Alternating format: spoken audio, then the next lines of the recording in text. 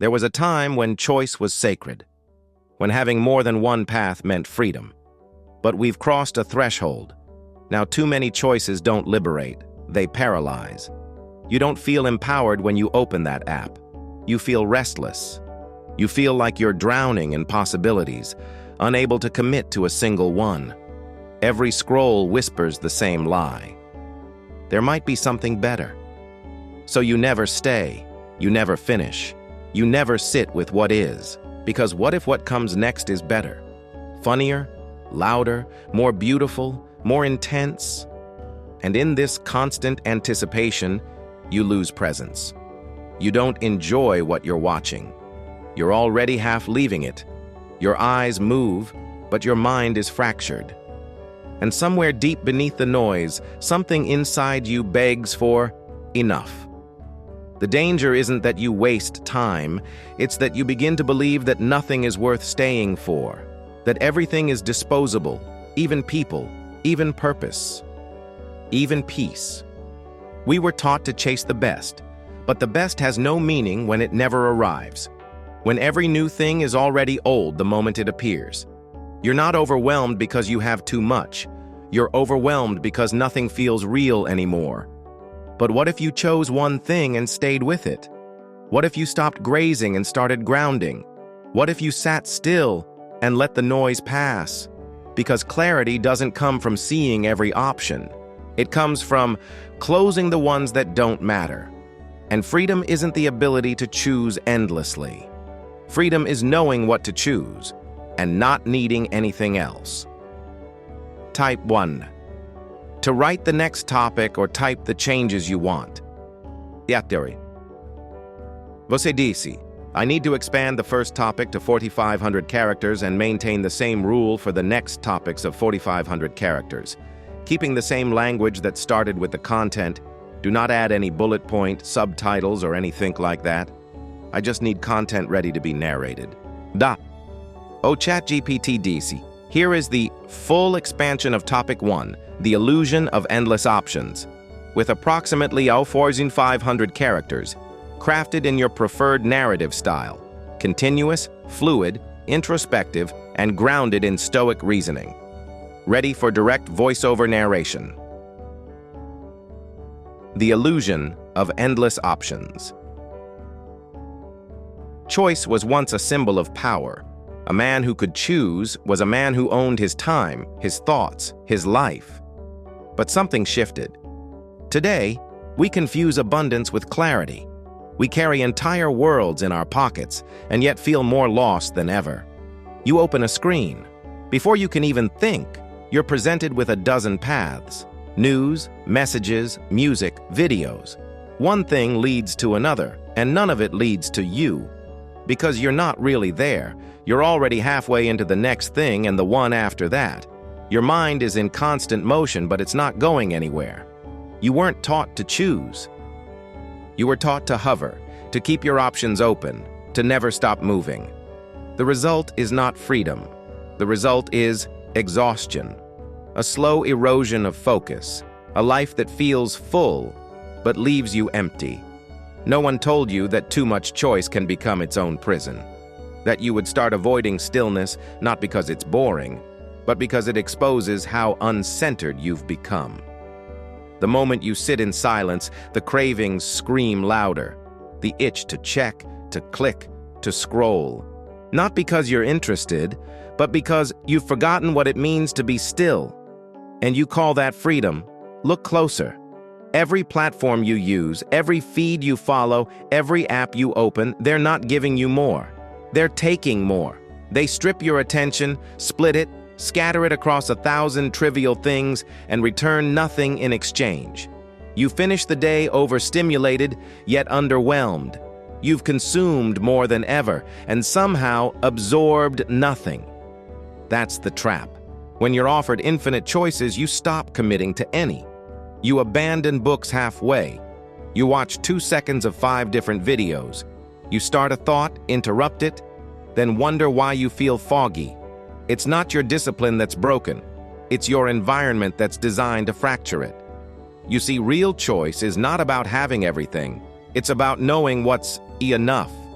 But the digital world has no finish line, no closure, no reward. It offers dopamine, but not direction, stimulation, but not satisfaction, movement, but not meaning. And the more you chase it, the more it slips away. Because every time you delay a decision in fear of missing something better, you miss the only thing that ever mattered: presence. You could have sat in that moment. You could have finished what you started. You could have felt something real. But the illusion whispered, "There's more just ahead." And so you moved on, again and again and again. This is how a life becomes scattered, not by catastrophe, but by tiny abandonments. The video you skipped halfway, the conversation you left unread, the idea you never saw through. You forget that every unfinished thing leaves residue, a weight, a sense of incompletion, a low hum of guilt that never becomes a scream, but never truly fades. When you live in the realm of endless options, you start treating everything as temporary. You ghost people you care about. You abandon routines that once grounded you.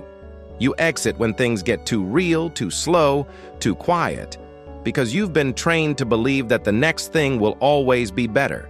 But it never is. It's not about quitting your phone.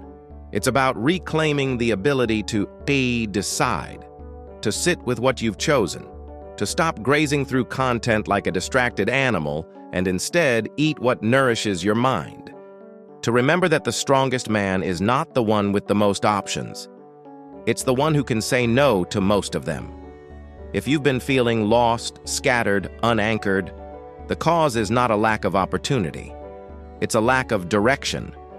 And direction only appears when you're brave enough to stop spinning and face where you actually are.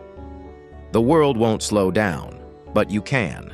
The options won't stop multiplying, but you can stop chasing. You can make a decision and stay with it. Watch the discomfort rise, feel the boredom pull at your skin, then breathe through it and watch what happens next. Because beyond the craving for more is the clarity of enough. Your nervous system wasn't built for this. There's a reason you feel tired without moving, wired without purpose, anxious without cause. It's not weakness, it's not laziness. It's a nervous system overwhelmed by inputs it was never designed to process.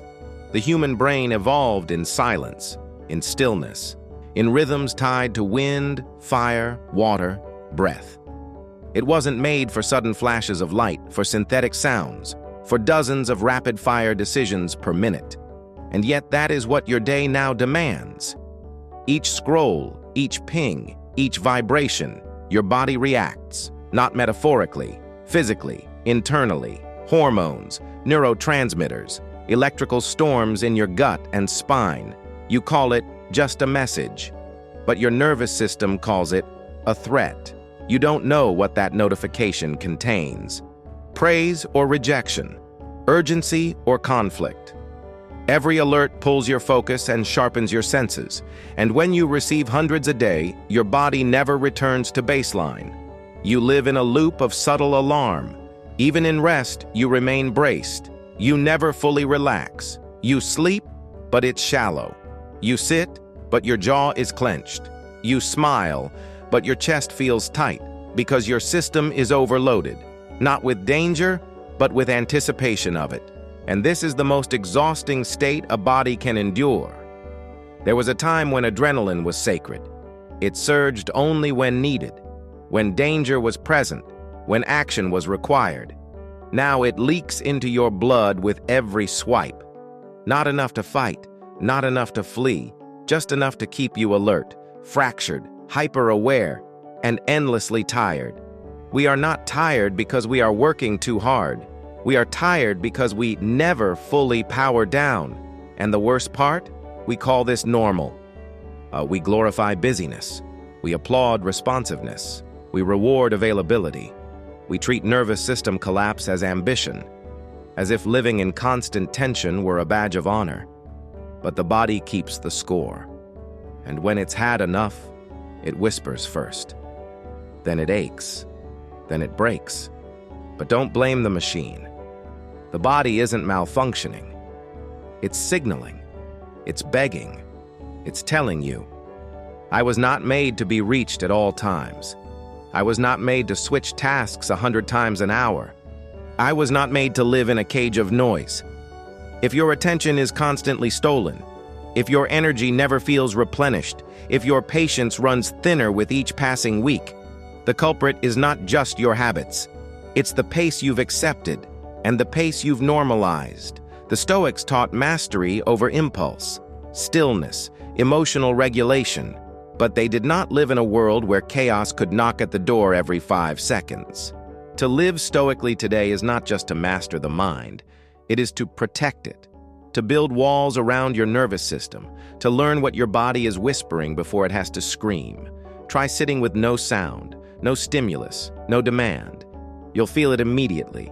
The restlessness, the urge to reach, check, move, distract. That is not boredom. That is withdrawal. Withdrawal from the constant stimulation your nervous system has grown addicted to. But on the other side of that discomfort is something sacred: regulation, coherence, peace. Your nervous system is not your enemy. It is your messenger. And it has been trying to tell you something for years. If you want to reclaim your clarity, your calm, your capacity to think deeply and feel fully, you must first give your body permission to be. Not react, not brace. Just exist, without demand, without division. Let your shoulders drop. Let your eyes rest. Let your thoughts stretch out and settle. You are not a notification machine. You are not a reflex loop. You are not a digital extension of someone else's urgency. You are a human being, and your nervous system remembers a time before the noise. Let it take you back there. Here is Topic 3, The Fragmented Self, written in continuous immersive narration style with approximately 500 characters, maintaining the same psychological depth, stoic influence, and emotional clarity. Ready for voiceover delivery. You're not losing your mind. You're losing its center. And it doesn't happen all at once. It happens in pieces. Tiny fragments chipped away each time you shift your attention without completing a thought. Each time you interrupt an emotion with a notification. Each time you jump from joy to fear to lust to rage. All in the span of 30 seconds. This isn't multitasking. This is identity erosion. You scroll through a war, then a meme. You laugh, then cry. You admire a stranger's body, then listen to a tragedy. In 1 minute, you live 10 lives, but none of them are truly yours. You feel them, briefly, but you don't integrate any of them. They don't become reflection. They don't become insight. They don't become memory. They dissolve. And what's left is a mind that can't hold weight, a person who can't sit with silence, a soul that's been stretched so thin it forgets its own shape. We were not made for this speed, not mentally, not emotionally. A human being was built to process experience, not to skim across it like skipping stones over water. Without depth, there is no growth. Without stillness, no comprehension. But the modern mind is denied both. So what happens? You feel vague confusion, emotional noise, mental fog, a sense of exhaustion that doesn't come from effort, but from fragmentation. You didn't run a race, but your brain just ran a marathon through dozens of disconnected realities. And when you finally stop, you wonder why you feel empty. You can't hold on to anything because nothing was meant to stay. The feed refreshes. The moment fades. The video ends. And you, the witness of it all, are left carrying the residue of fragments. The image you saw but didn't question, the outrage you felt but didn't resolve, the desire you fed but didn't understand. And piece by piece, you stop knowing who you are outside of what you consume. But that's the secret no one tells you. The more fragmented your mind becomes, the more easily you are influenced. the less anchored you are in your own thoughts, the more you adopt the moods, values, and beliefs of whatever you saw last. And over time, this passive absorption shapes you more than any conscious decision. You are no longer the author of your mind, you are its audience. The Stoics warned against being ruled by external impressions, urged us to examine what enters the soul. But what happens when there is no time to examine? When one impression collides with the next, and the next, and the next? What happens is what you feel now. A quiet loss of self. Not a dramatic fall, a drifting, a slow unrooting from your own clarity. And yet this is reversible, because there's still something inside you that notices, that watches, that remembers depth. You can feel it. That tension in your chest when you scroll too long. The ache in your mind when the content becomes meaningless noise. The hunger for something real. That is not weakness. That is your center, calling you back.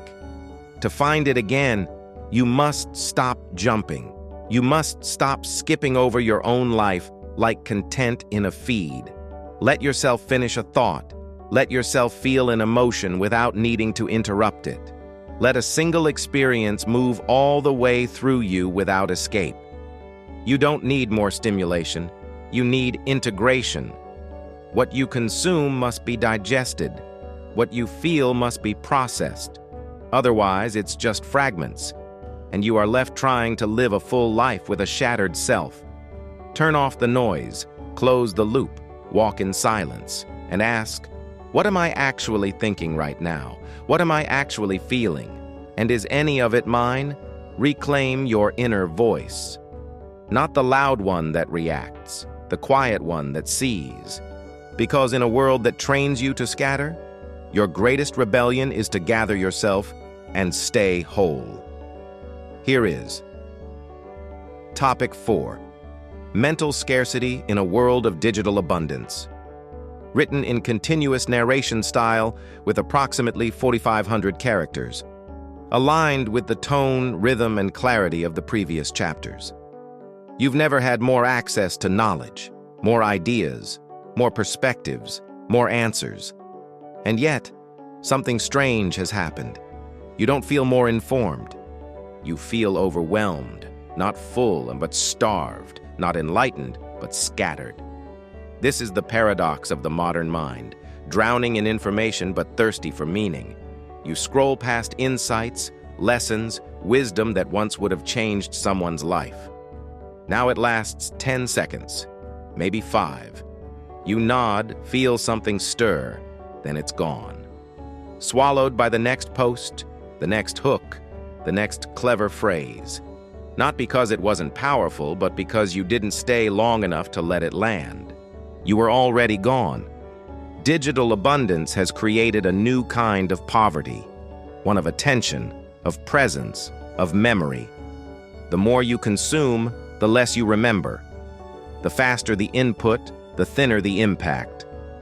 And slowly, without noticing, you begin to confuse exposure with understanding. You see a quote, you feel the echo of wisdom, and you think you've learned something. But what you've actually gained is surface, not substance. True knowledge requires friction, struggle, silence, time. It requires discomfort. But your digital world promises comfort at every turn. A smoother interface, a quicker answer, a softer landing, and with each shortcut, something is lost. The weight of what you could have become if you had wrestled with the idea instead of swiping past it. There was a time when you would spend hours with a book, and that book would stay with you for years. Now you skim 10 articles and can't recall a single sentence. You listen to a podcast while replying to messages, while checking 3 other tabs, and wonder why nothing sticks. Your mind wasn't made for parallel processing. It was made for immersion. And immersion is exactly what you're losing. When everything is available, nothing feels valuable. When all content is served instantly, you stop investing in any of it. You treat profound insight like background noise. You start mistaking stimulation for wisdom, speed for clarity, and volume for depth. But the truth is quieter, slower. It resists being consumed quickly. Mental scarcity isn't about how much information you have. It's about how much you've actually integrated. You can hear 10,000 voices and still not know your own. You can collect ideas and never build a single one into your life. This is why you feel hollow after long hours online. Not because you saw nothing of value, but because you were never present long enough to absorb it. You are not stupid. You are not lazy.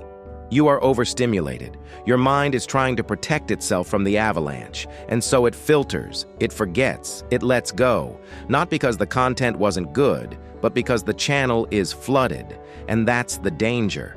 The more you consume, the more your capacity to retain shrinks. Not forever, but until you stop, until you clear the mental debris, until you reset. You don't need more input. You need recovery, reflection, space. You must become deliberate again. Choose what enters. Choose what stays. Reread, rewatch, revisit. Don't just collect, contemplate. Don't just gather, grow. Because a mind that's constantly fed but never fasts will become bloated, dull, unfocused. And in that state, it will crave more of what created the problem in the first place. Quick hits, shallow thrills, noise that feels like knowledge. But you're not here to be a vessel for noise. You're here to think, to build, to hold something long enough that it shapes you. Slow down, choose fewer things, but go deeper into them. Let the mind breathe. Because in a world of digital abundance, depth has become a rare and revolutionary act. You chase pleasure because it feels good. That's what you've been told. That's what you've been trained to believe. That pleasure is relief. That ease is the goal. That comfort is the reward. But what if pleasure, repeated without purpose, becomes its own form of suffering? At first, it's innocent. A scroll to unwind. A video to laugh. A distraction to escape. Your brain lights up. Dopamine flows. You feel rewarded, not for growth, not for courage, not for reflection, but for input. And the more that pattern repeats, the more the brain learns. This is safety. This is joy. This is how I stay alive. But something shifts. Slowly. Quietly. And then all at once. The things that used to bring pleasure begin to feel hollow. The video doesn't hit like it used to. The joke isn't as funny. The story doesn't move you, but you keep watching. Not because you enjoy it, but because you've forgotten how to stop. This is how cheap dopamine works. It floods the brain with reward for minimal effort. But what starts as a thrill becomes a baseline. And when your baseline is always stimulated, true pleasure becomes numbness. You're not happy. You're just not in pain. And that becomes your definition of a good day. You check the phone again, not because you're curious, but because it's been 7 minutes and your brain is asking for its dose. You open the app, not to connect, but to feel something, anything, even if it's brief, even if it's empty. And the worst part? You know it's empty. You know it's costing you energy, attention, presence. But you do it anyway, because the withdrawal feels worse, because silence feels like absence, because doing nothing feels like falling behind. But that's the trick. You are falling behind. Not on trends, not on updates, on yourself. When everything becomes accessible, nothing feels special. When pleasure is always available, joy becomes rare. And when every moment can be escaped, pain becomes terrifying. Not because it's intense, but because you've lost the ability to endure it. You weren't meant to feel good all the time. You were meant to feel fully. Pain, boredom, frustration, discomfort, these were once signals. Now they are threats. You've built an entire ecosystem to avoid them. And in doing so, you've created a mind that panics at the first sign of stillness. The Stoics never feared pain. They feared slavery, the kind that looks like comfort, the kind that looks like ease, the kind that softens the will until a man forgets he has one. This is the new slavery. Not chains, but cravings. Not orders, but impulses. And it hides behind pleasure. The next video, the next like, the next reply. These are not gifts. They are sedatives. You no longer feel deep joy because your nervous system is overfed and undernourished. The receptors are dulled, the thresholds are raised, and the brain, desperate for more, becomes trapped in the loop. But pleasure was never meant to be the loop. It was meant to be the echo, the reward that follows real effort, real depth, real engagement. So if you feel stuck, lifeless, uninspired, it's not because you need more to enjoy. It's because you need less to recover, less stimulation, less reward without effort, less pleasure that doesn't leave you better. Because real joy is not instant. Real joy is earned. It grows in silence. It comes from presence, from doing hard things, from holding a thought until it blossoms, from staying when you want to run, from breathing when everything screams for escape. You've been taught that pain is the enemy, but sometimes pain is the teacher. It sharpens, it reveals, it restores. And when you stop fearing it, you start remembering who you were before you needed to feel good all the time. Discomfort is not failure, it's feedback. And on the other side of it is a pleasure you forgot existed. One that doesn't fade, doesn't numb, doesn't steal from tomorrow to feed today. The kind of pleasure that makes you stronger. The kind that doesn't leave you empty. The lost art of being unreachable. Once, to be unreachable meant to be alone with your thoughts. It meant space. It meant sovereignty. It meant privacy. Not just from the world, but from its noise, its demands, its pull on your attention.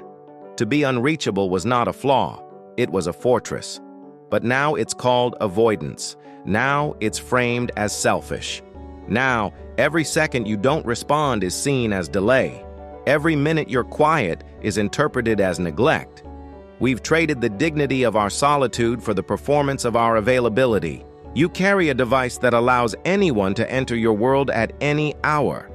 They don't knock, they don't ask, they just appear.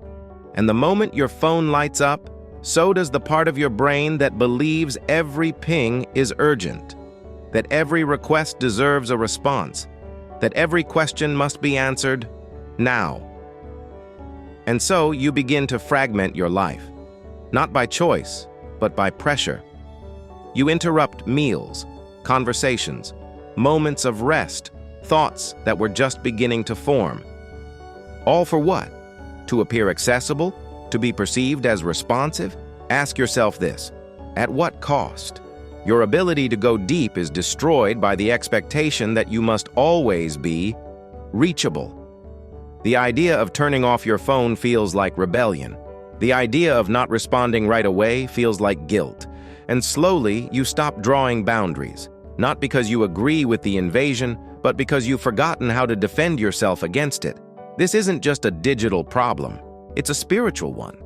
Because when you are always reachable, you begin to believe that your time is not your own, that your mind is public property, that your peace must wait until everyone else has been served. But there is no peace in that life, only performance, only erosion. The Stoics taught that a wise man is not disturbed by the opinions of others. But today, the opinions arrive uninvited, dozens at a time, each one dressed as urgency, each one delivered through a screen you never learned how to silence. Not truly. You say you want clarity, but clarity requires isolation. You say you want focus, but focus requires silence. You say you want self-awareness, but that awareness needs distance from the noise of everyone else's desires. So you must reclaim the art of being unreachable, not to disappear from life, but to fully enter it.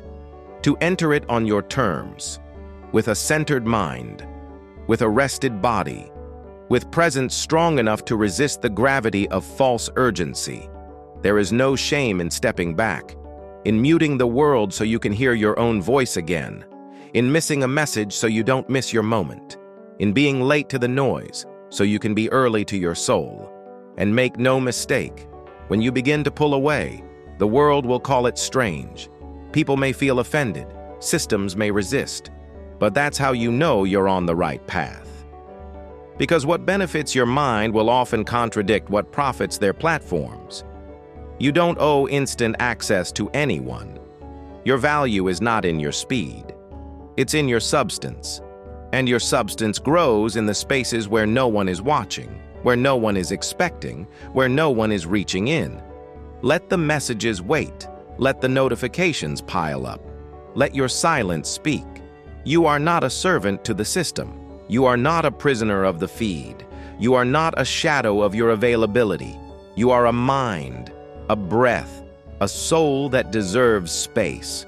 So step away, without apology, without delay, because in a world where everyone is always connected, the rarest freedom is to be unreachable and undisturbed. Detox is not deprivation, it's remembering. You hear the word detox and immediately think of sacrifice, of restriction, of quitting. You think of losing something you've grown attached to. You picture boredom, emptiness, silence. And for a mind addicted to stimulation, that silence feels like death. But digital detox isn't about cutting off. It's about cutting through. The noise, the habits, the cravings that buried your clarity. It's not about removing life. It's about reclaiming it.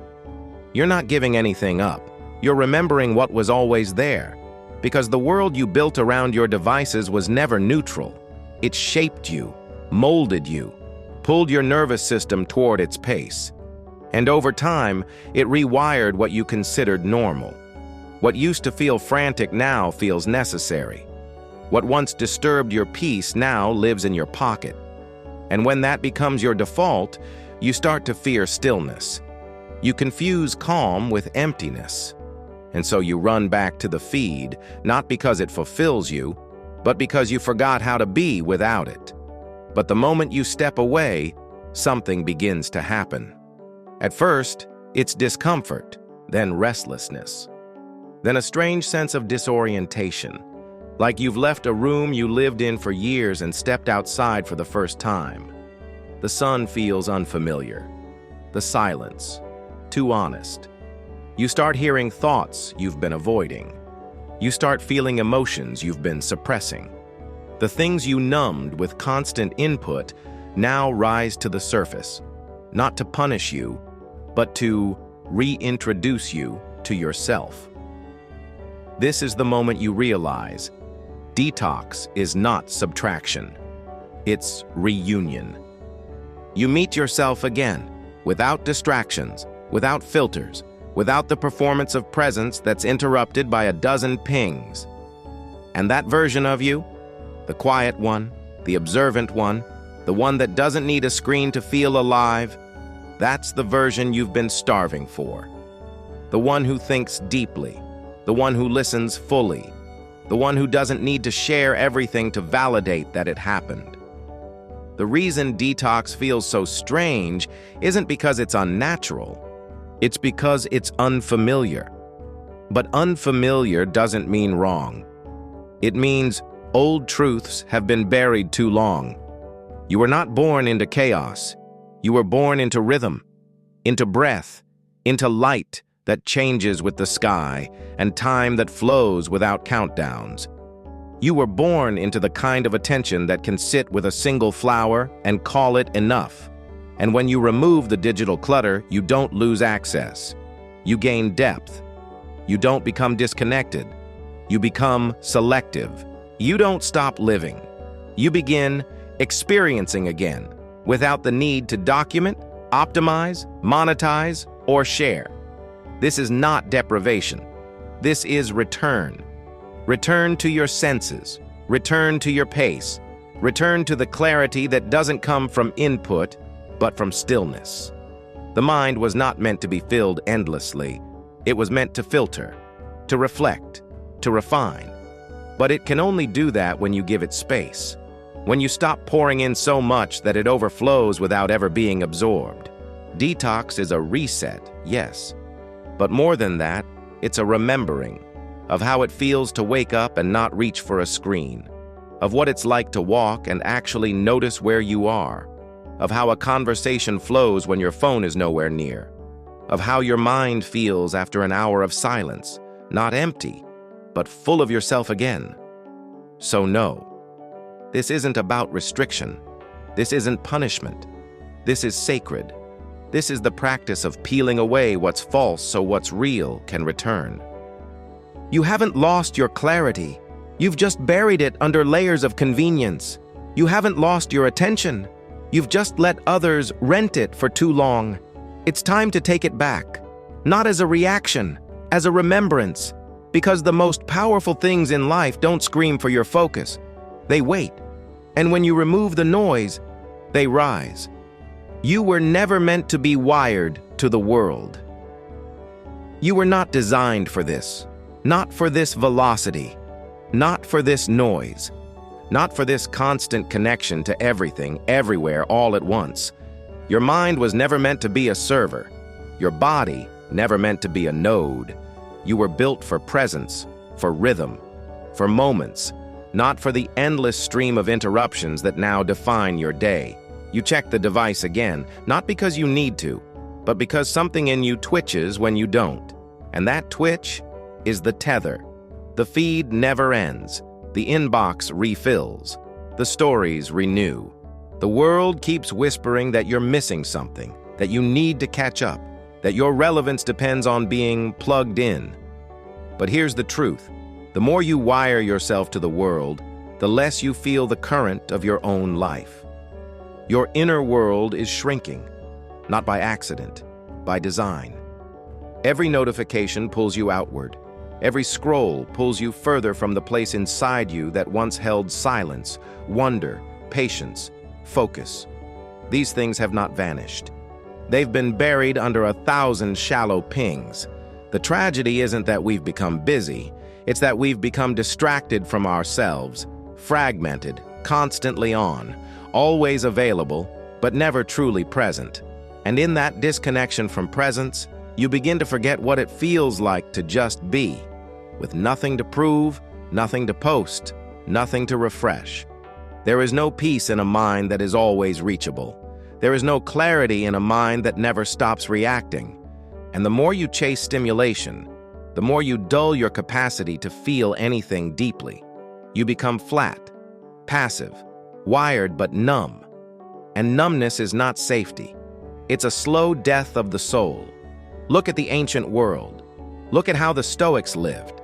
They sought stillness, not status, depth, not speed, solitude, not spotlight. They didn't fear being alone. They feared being lost within the crowd. They didn't chase every echo. They listened for the voice within that could only speak when the noise was gone. You were never meant to be wired to the world. You were meant to be grounded in your own. This doesn't mean rejecting all technology. It means mastering your relationship with it, owning your inputs, guarding your senses, returning to a place where silence is not terrifying, it's clarifying, because you will never know yourself until you disconnect from everything that tries to tell you who you should be. Your worth is not in your notifications. Your mind is not a feed. Your heart is not a brand. You are not here to be efficient. You are here to be awake. And maybe for the first time, you're ready to close the tab, to walk without headphones, to sit without distraction, to delete the app, not in anger, but in wisdom, not to punish yourself, but to protect what's left. Because the most important things cannot be downloaded. They must be remembered, felt, rebuilt, moment by moment, breath by breath. There is a quiet world inside you, patient, undisturbed, unplugged, and it's still there, waiting. And when you return to it, fully, willingly, sober from the noise, you won't find lack. You'll find something far more powerful, yourself, whole again, clear, unwired, and free. In a way the world no longer remembers, but you just might. If this reminded you of something you've been needing to hear, stay close, subscribe, and share what it stirred in you. Your voice might be the silence someone else has been waiting for.